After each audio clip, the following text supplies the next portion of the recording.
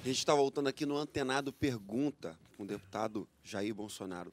Deputado, a gente estava falando sobre tortura. Alguns entendem que a tortura seria um instrumento de guerra, né, na tentativa de condução de respostas para a solução do problema. Então, assim, o seu pensamento, eu poderia compreender que o período que a gente vive no Brasil hoje, por conta do aumento da violência, por tudo que a gente vive, a tortura se aplicaria?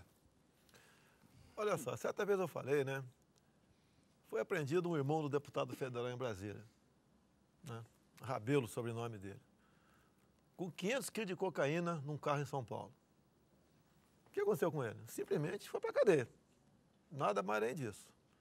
Ele, que era um grande mula, foi substituído por outro. Eu entendo que deveria chegar para ele e falar o seguinte: onde você pegou essa droga? Onde e para quem você iria entregá-la? Aí você combate o tráfico. Agora, se ele falar, não sei nada a declarar, é outra história. Por quê? Com este consumo de drogas no nosso país, você destrói famílias, você arrasa com pai, arrasa com mãe. Você transforma crianças em zumbis. Famílias são torturadas, perdem seus bens no tratamento. Elas que são escravizadas, elas que são torturadas, não aquele canalha que estava com 500 quilos de cocaína em cima do carro. Outro dia eu vi uma declaração sua falando que a melhor coisa que tem lá no Maranhão é pedrinhas. Não é um exagero o senhor falar isso, assim? Não, pelo seguinte, né? É só você não torturar, não matar, não sequestrar, que tu não vai para lá. É muito simples. A cadeia é o lugar mais democrático do mundo. Você tem que fazer muita força para ir para lá. E tem certos canalhas lá dentro, que não são todos, né? Que ganham ainda auxílio reclusão. Já a viúva que ele deixou aqui fora com 4 filhos não tem nada. A viúva dele tem alguma coisa.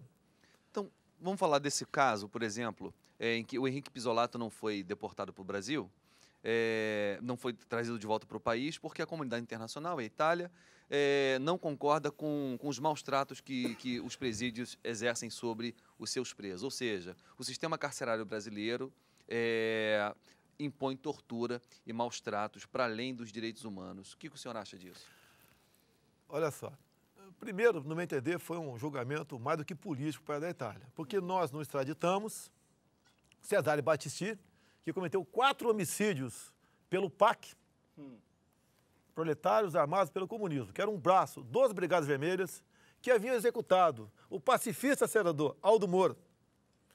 E o PAC era um dos grupos Brigadas Vermelhas e o PAC que rezavam na cartilha de Carlos Marighella, que era a cartilha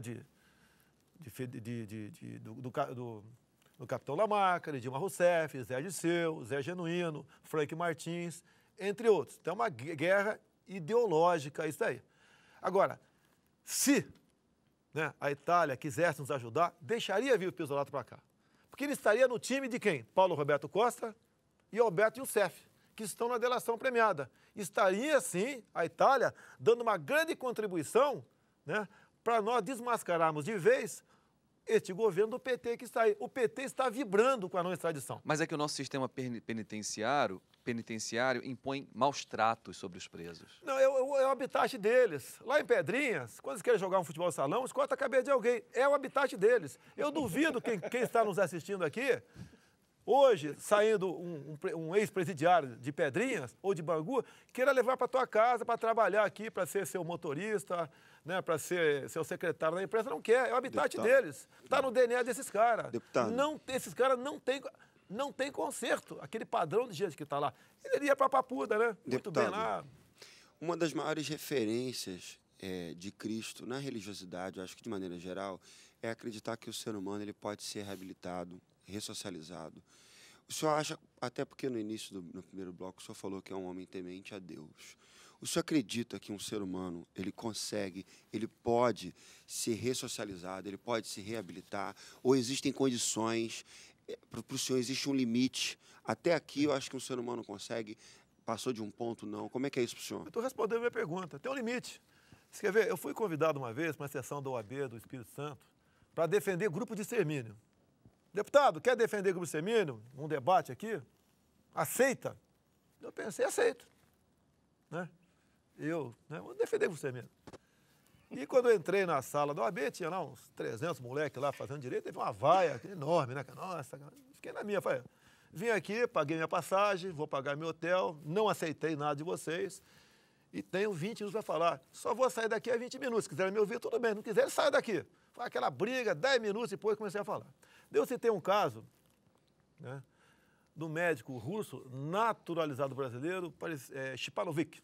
Era um pediatra em São Paulo que atendia a garotada, né, filha de gente ricas. Era uma nota a consulta. O que aconteceu? Ele acabou certo dia, esse médico, jogando no lixo umas fitas cassete. E essas fitas poderiam ser reaproveitadas. Então o cara achou aquela fita, levou umas 20 fitas para casa, mas antes de reutilizá-la, ele passou a assistir a fita. Ou seja, esse médico dopava os meninos de 10, 11, 12 anos e abusava sexualmente deles. Abusava da forma mais canalha que você possa imaginar. Imagine um filho teu nessa situação. Eu, como não tenho coragem de matar ninguém, contrataria alguém do grupo de extermínio para matá-lo. Porque só assim eu teria um pouco de paz.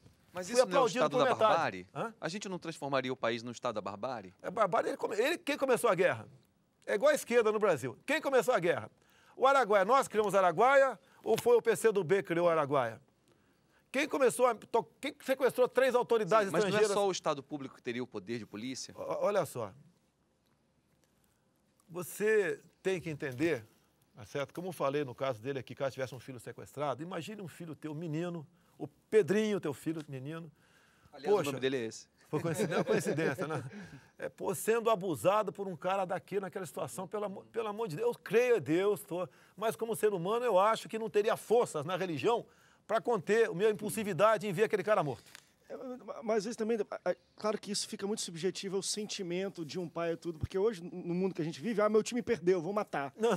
Não, o que eu tô falando assim, quando você também coloca esse tipo de questão de, olha, o que você está sentindo você pode resolver com as próprias mãos, a gente sabe que o povo brasileiro é muito possível. Em situações dessas, até hoje existem leis e tudo, já fazem isso, imagine se fosse algo mais difundido. Mas deixa eu fazer uma outra pergunta. Deixa eu te falar, espera um pouquinho, dar uma parte aqui. A deputada Keiko Otto, de São Paulo, foi reeleita.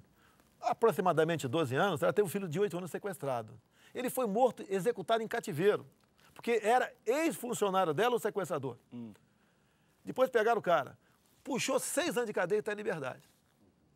Não é. Você acabou com essa mulher, acabou com o marido, acabou com a família dela. No mínimo, esse cara tinha que estar preso, uma prisão perpétua para ele, no mínimo.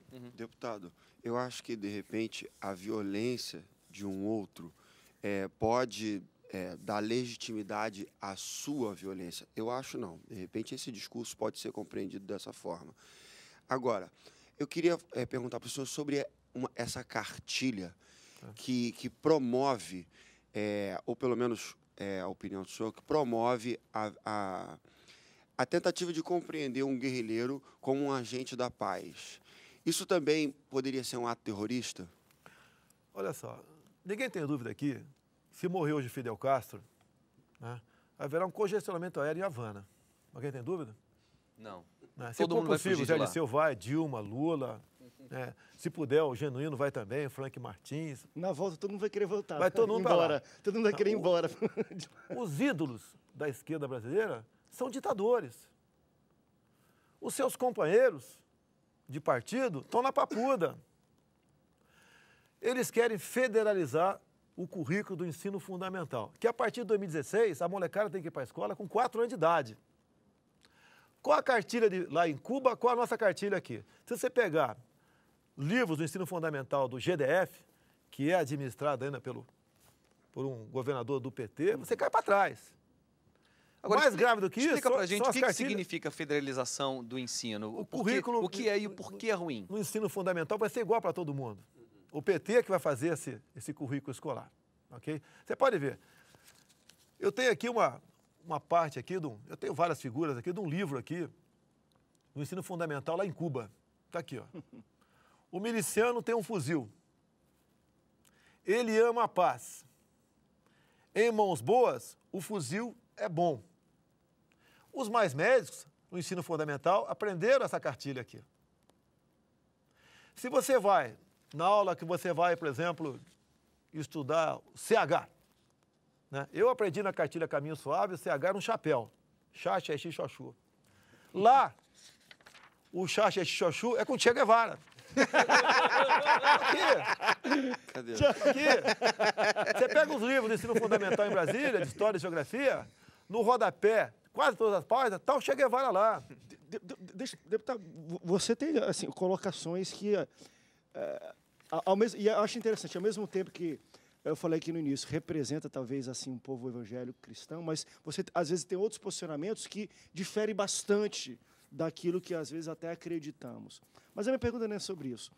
São tão incisivas e fortes suas colocações, você citou aqui que uma vez foi para uma reunião da OAB e tinham jovens bacharéis em direito, todo mundo vaiou. Como é a sua vida na rua? As pessoas gritam, falam, porque você se posiciona na televisão e fala coisas fortes.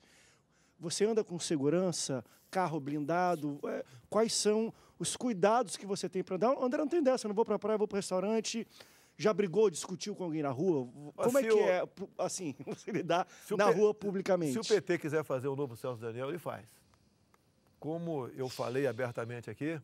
Ou seja, o senhor acredita que o PT matou o Celso Daniel? Sim, eu não tenho a menor dúvida disso. O cara estava numa Pajero 0 km, blindada.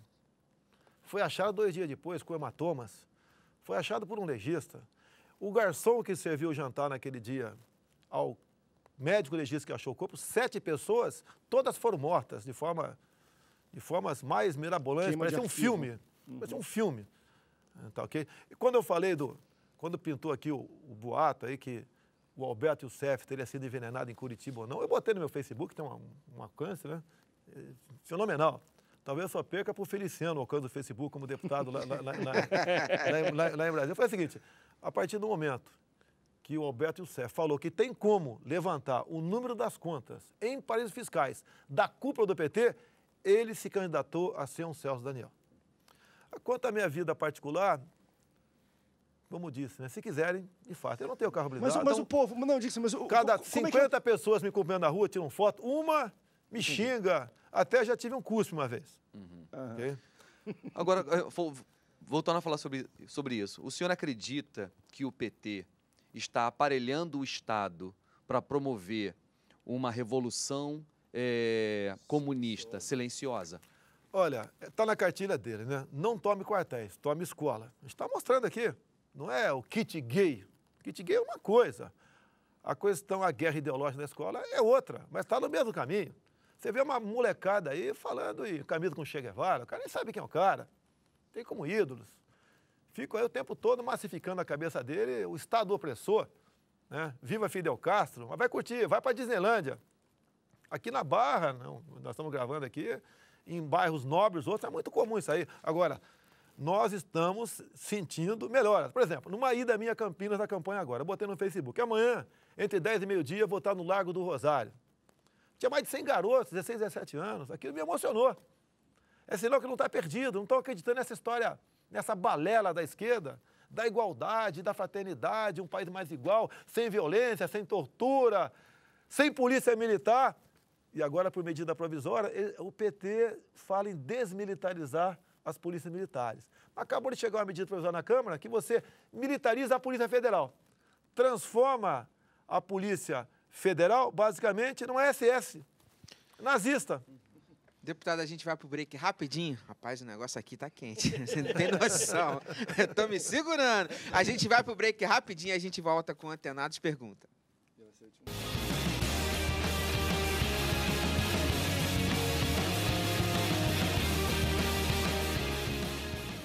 Eu quero